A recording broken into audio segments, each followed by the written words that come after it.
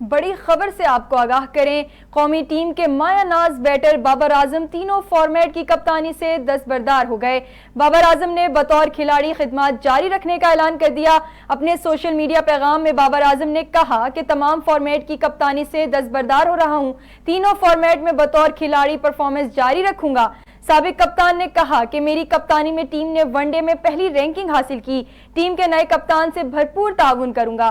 بابر اعظم نے مزید کہا کہ پاکستانی ٹیم کی قیادت کا موقع دینے پر بورڈ کا مشکور ہوں، بطور کھلاڑی تینوں فارمیٹس کے لیے ٹیم کو دستیاب ہوں گا۔